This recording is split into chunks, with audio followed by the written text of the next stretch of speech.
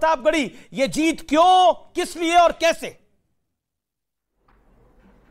देखिए, सबसे पहले तो कर्नाटक की जनता को बधाई, कांग्रेस के एक कार्यकर्ता को बधाई।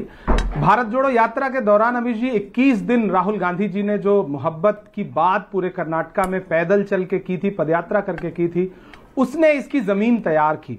और उसके बाद कांग्रेस पार्टी के जो विकास के दावे थे, जो गारंटी थी हमारी, उसमें वहां की जनता ने भरोसा जताया। भारतीय जनता पार्टी से उबी हुई जनता ने जो 40% का कमीशन का एक कैंपेन था हमारा, उस पर अपनी मुहर लगाई।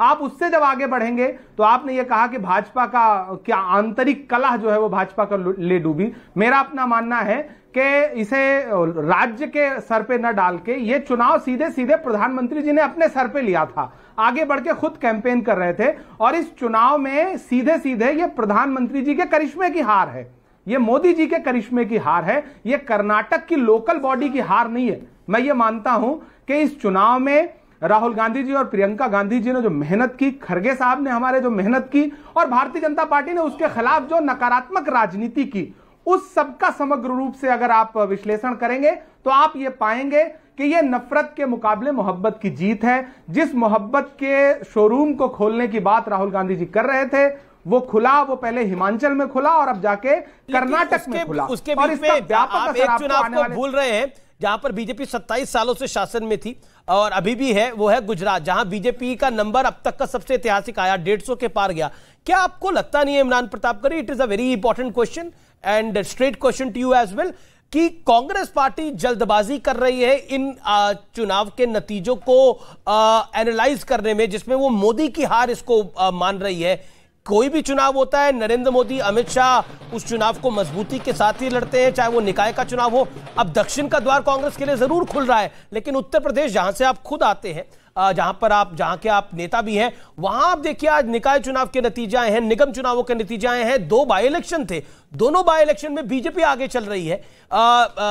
हम देख रहे हैं वहां का नतीजा आ रहा है की चुनाव। जी सर, अमीश जी, विधानसभा चुनाव की हार को, एक पूरा राज्य हारने को आप निकाय चुनाव से उसकी तुलना नहीं कर सकते। मैं कर भी नहीं रहा हूं। दूसरी बात यह कि तीन राज्य थे अमीश जी, 3 राज्य थे जहां भारतीय जनता पार्टी ने लोकतंत्र को लूट के सरकार बनाई थी। कर्नाटक, महाराष्ट्र और मध्य प्रदेश, इन 3 राज्यों में पहला राज्य है जहां का मैंडेट एकदम क्लियर है। और आप क्यों नहीं मानेंगे कि नरेंद्र मोदी जी की हार है? नरेंद्र मोदी जी ने इतनी सारी रैलियां की, इतने रोड शो किए, इतना अलग तरीके का नैरेटिव बनाने का प्रयास किया, अपनी गरिमा से बहुत नीचे आकर के उन्होंने राजनीतिक भाषण किए। तो ये सीधे सीधे जब जीते तब नरेंद्र मोदी जी की जीत, जब हारे तब नड्डा जी की हार, लोकल बॉडी, लोकल लीडरशिप की हार। ये नैरेटिव मीडिया क्यों बनाना चाहती है? आप भी मानिए ना इस बात को कि ये भारतीय जनता पार्टी के शीर्ष नेतृत्व की हार है, उनके करिश्मे की हार है।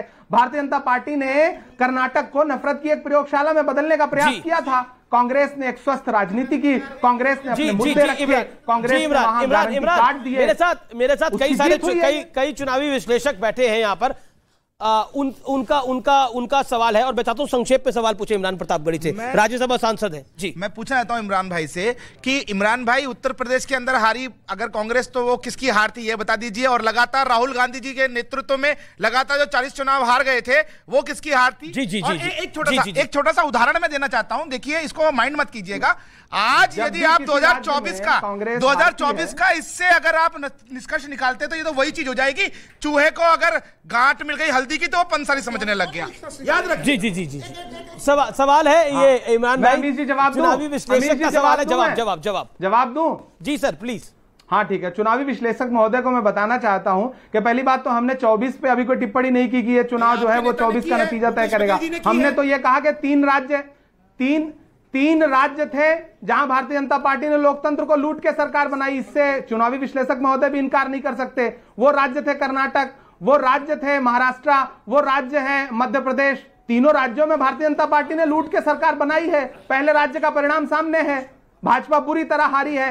आप पूर्व में जब कांग्रेस हारती थी तो उसको आप राहुल गांधी की हार नहीं बताते थे। राहुल गांधी आज जब कांग्रेस जीत रही तो उसको we have been not able to make the mark in spite of lot of efforts have been put up by everybody, right from our Prime Minister to the workers. Congress is able to make the mark, and we'll do the detailed analysis once all the results come, because they're all trends are there now. Once the results come, we will do the detailed analysis, and as a political party and as a national political party, we'll not only analyze, and we'll see that what are the gaps and what are the deficiencies were there at different levels. We'll look into that and improve upon it, and we'll take this result in our stride, and we'll go ahead and reorganize the party and come back during Lok Sabha election.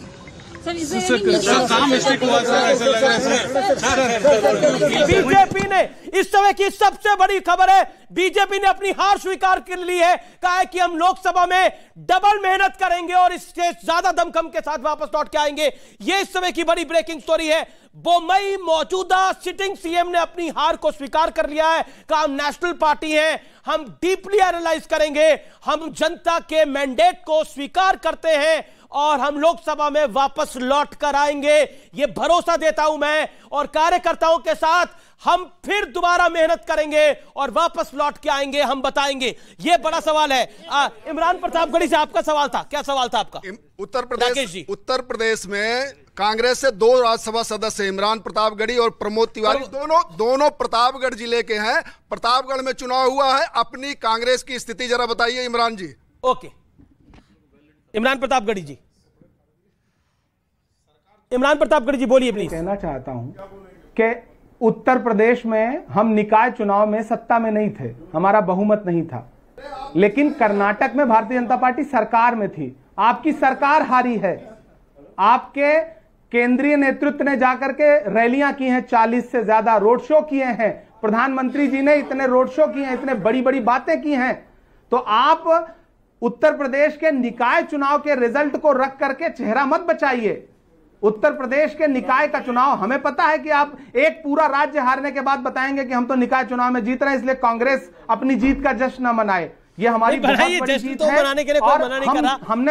हमने 24 पे कोई बात नहीं की, लेकिन बोम्मई जी ने Bharatiya Janata party के हारे हुए मुख्यमंत्री ने यह कहा कि हम 24 में वापसी करेंगे। तो हम फिर क्यों ना कहें कि कर्नाटक की जीत आने वाले 24 के नतीजों पे बहुत व्यापक असर डालेगी, व्यापक असर डालेगा।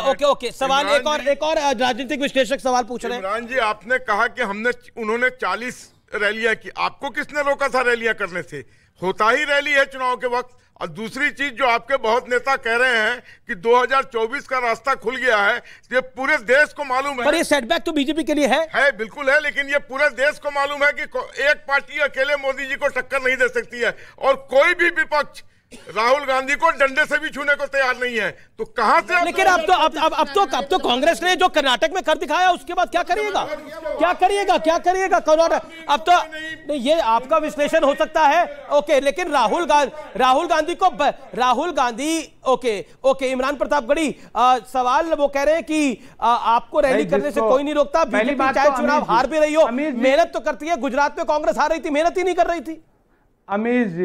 अमीर जी मेरी बात सुनिए। पहली बात तो इन लोगों को आप चुनाव विश्लेषक क्यों कहते हैं? जो पूरी तरह से भारतीय जनता पार्टी के पक्ष में बात करते हैं उनको आप चुनाव विश्लेषक मत कहिए कि भारतीय जनता पार्टी के लोग बैठे हैं। पहली बात। दूसरी बात यह कि आप कह रहे हैं कि राहुल गांधी को कोई डंडे से छूने को तैयार नहीं। राहुल गांधी जी को आपने डिस्क्वालीफाई कराया, आपने उनको घर से निकाल दिया। उसी का परिणाम है कि आज जनता ने आपको कर्नाटक की सत्ता से बेदखल कर दिया। आने वाले दिनों में आपको दिल्ली की सत्ता से भी बेदखल करेगी, आपको महाराष्ट्र में बेदखल करेगी, आपको मध्य प्रदेश में बेदखल करेगी। ये जो आपका अहंकार है ना, उस अहंकार की हार है ये। अगर नरेंद्र मोदी जी ने 40 रैलियां की तो आप बता रहे हैं कि नरेंद्र मोदी जी ने बहुत मेहनत की, केंद्रीय नेतृत्व ने बहुत मेहनत की, तो हार मानिए ना। हार मानने में क्या जाता है? आपके मेहनत को जनता ने नकारा ना। आपने जो नैरेटिव बनाना चाहा उसको जनता ने नकार दिया ना कर्नाटक की, तो मानिए उस बात को।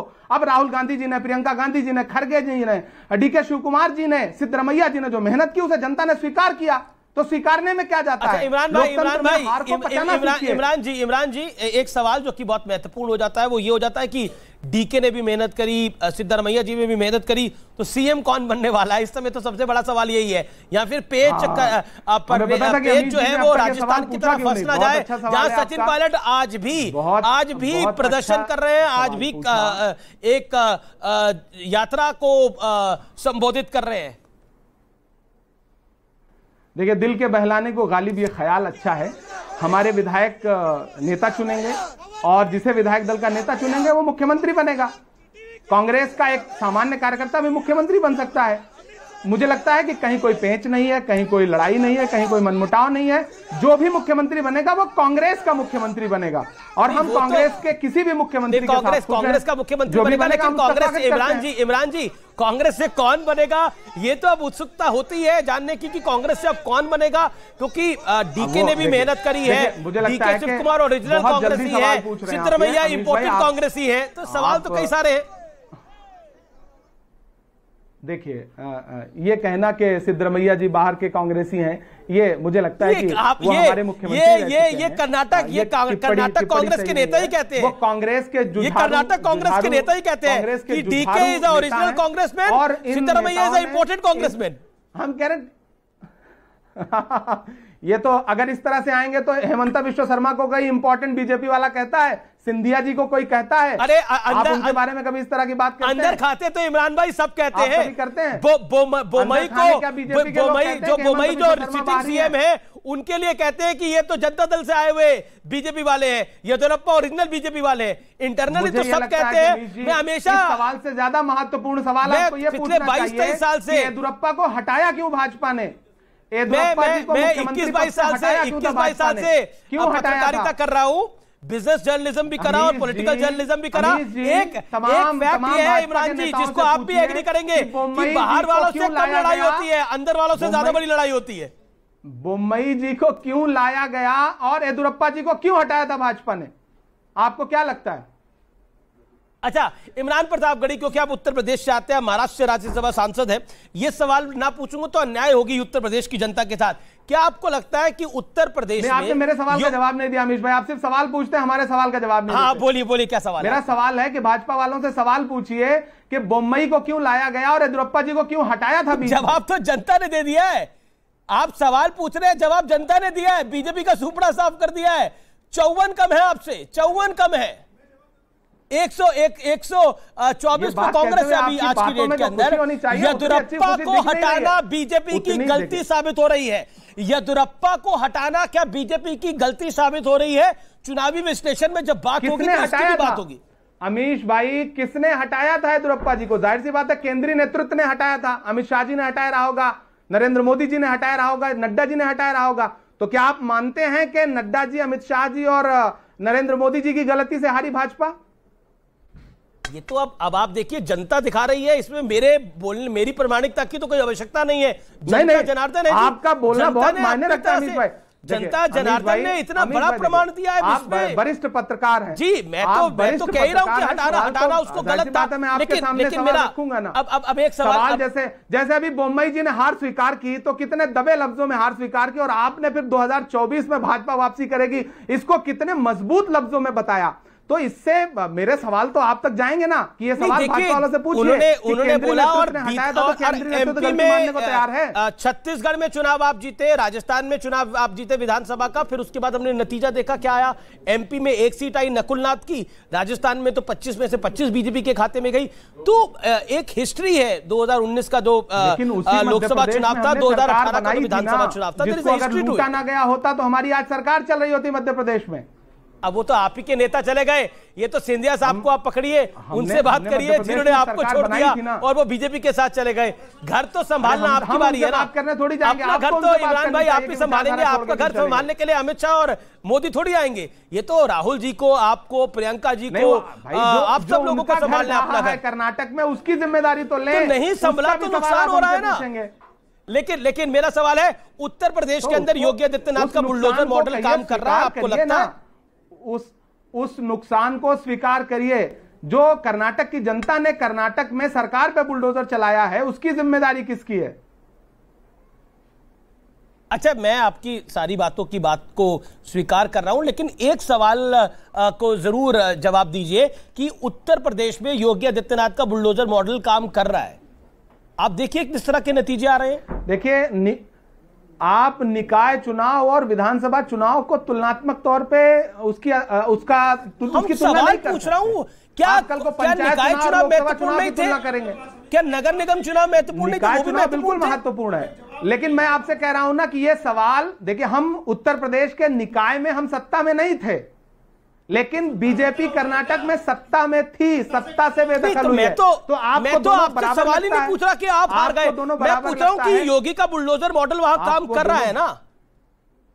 आपको आज कर्नाटक में भारतीय जनता पार्टी ने, अब देखिए ये तो निर्धारित इमरान भाई आप भी कर पाएंगे कि आज हम सिर्फ कर्नाटक की बात करें, नतीजे जब आज पंजाब के भी नतीजे आए हैं, वहां पर जालंधर में बाई इलेक्शन था लोकसभा सीट पे, जहां आम आदमी पार्टी की जीत हो रही है और कर्नाटक में कांग्रेस की जीत हो रही है, निकाय चुनाव में भारतीय जनता पार्टी की जीत हो रही है। मुझे आप बताइए ना अमीश भाई यहाँ एक बड़ा मतलब महत्वपूर्ण प्रश्न आपसे मैं पूछ रहा हूं।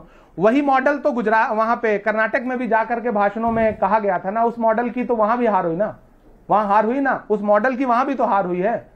आप स्वीकारेंगे या नहीं? जी, सवाल कई सारे, शांतनु गुप्ता आपसे सवाल पूछना चाहते हैं, जाने माने लेखक है, आपसे सवाल पूछे जाते हैं। किससे सवाल है आपका? इमरान जी से? जी नहीं, आप बैठ के बोलिए। इमरान जी से क्या सवाल है आपका? नहीं देखिए, मैं 2-3 चीज इमरान जी से जो सवाल पूछा जा रहा था कि आप उनके सवाल का जवाब दीजिए, उनसे सवाल पूछिए। नहीं, मैं सवाल भी पूछ रहा हूं, जवाब भी दे रहा हूं, थोड़ा सा बस 2 सेकंड में खाली कहूंगा। देखिए, उत्तर प्रदेश और गुजरात भारतीय जनता पार्टी का एक मजबूत स्तंभ है, ये हम सभी लोग जान रहे हैं, तो वो मजबूत है वहां पे भाजपा। लेकिन एक तरह से कर्नाटक की जो स्थिति है, वो स्थिति कहीं न कहीं वहां पे बीजेपी को बहुत बड़ा झटका लगा है। तो वो झटके की स्थिति तो है, नहीं है, काफी बड़ा सा झटका तो है ही ना।